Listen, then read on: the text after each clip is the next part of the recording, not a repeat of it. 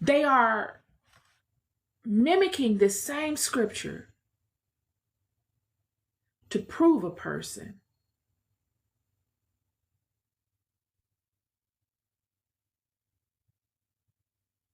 To get a word from God.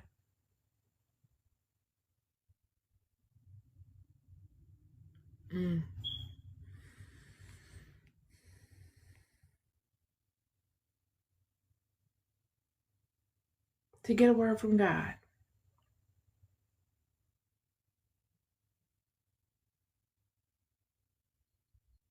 They want a word from God.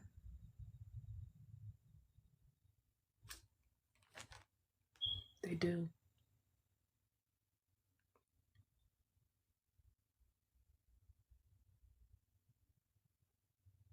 They've seen the state of man.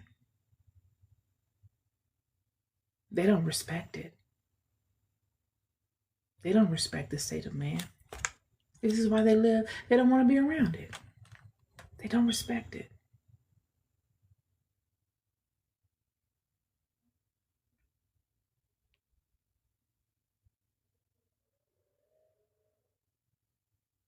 That's the reason for this game.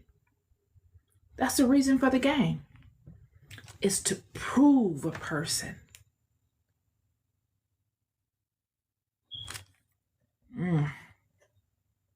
It's to prove them.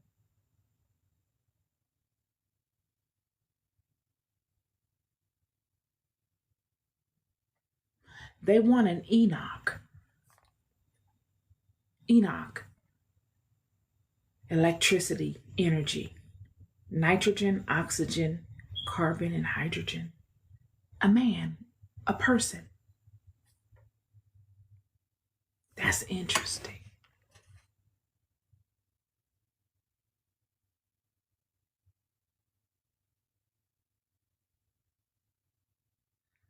The current affairs for men today, even those that serve them, is as a liability to them because they're so boggled down with sins and decisions that they just have not thought out, things that they bartered for nothing. There is no righteousness.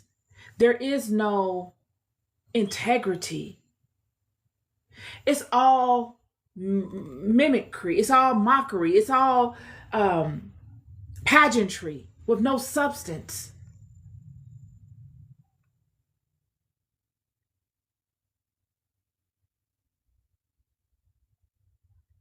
Living proof of their sin right in their faces. The whole world is living proof of their sin. And a reason to run and hide. That's cold. That's cold. A reason to run and hide.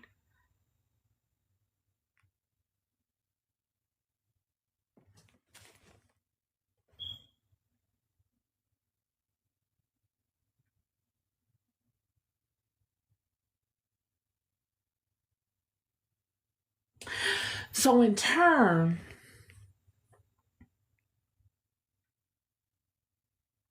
God would, in love,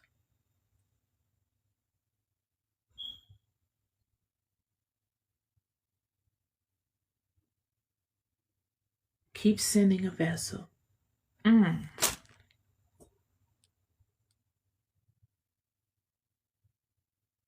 love.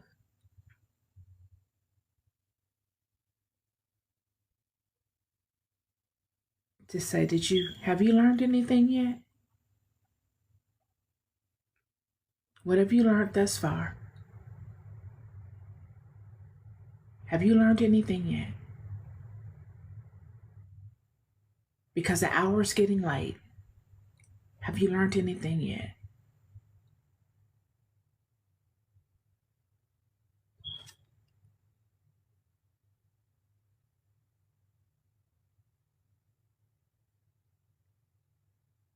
And I can tell what you learn through what you do. Because they know better than anybody what's beyond this realm. We don't know what's beyond this realm.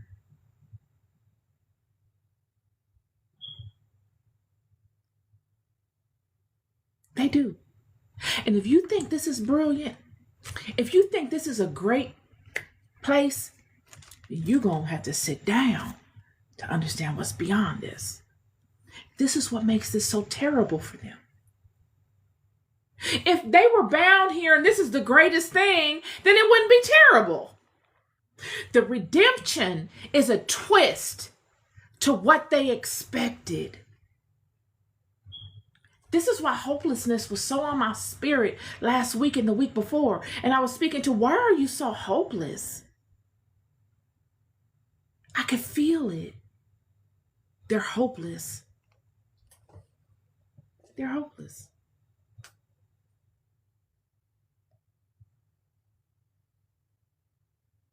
And God would send this wave of energy in the form of renewing hope, in the form of finding some level of redemption or possibility of it. Why? Because even though God sent Messiah or a prophet before to turn the people and lead the people the right way, the kings of the nations would overdo that and turn the people back. And God would say, I got something else for you. I'm going to cast a wider net, and I'm going to include you in it. You want to be kings of this thing so bad? You want to partake of the feminine so bad? All the creative things? And I know you want to come from up out of here. Change your ways. You've established this mess. Turn it. Turn it. You know this book better than anybody on this planet. You've established a game that mimics this scripture. You know I put an angel amongst these people. You know I love these people. That was the whole beginning of this tirade that we got going on here, me and you. You know I love them. You know their enemies are my enemies. And you could put up a front like you want to wage war with me, but you know you will lose. You know it. If I have the power to bind you here to this realm, and you haven't been able to come from up under it, what more can I do?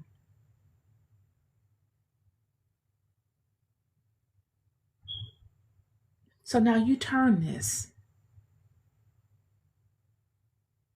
Begin to hope again.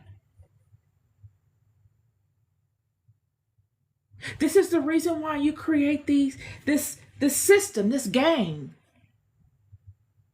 Because you're on the lookout for someone worthy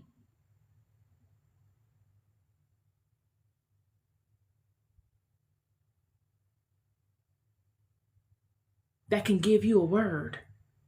That's what it is. See, this was Enoch. Enoch was the only one able to come before them and give him a word. But what did God do with Enoch? He took him. He took him.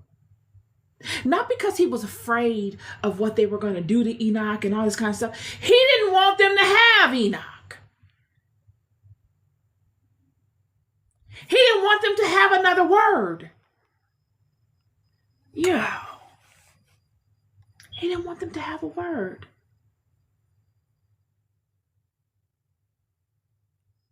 He needed them to go the gamut just like Adam and Eve would need to go the gamut in their wrestlings.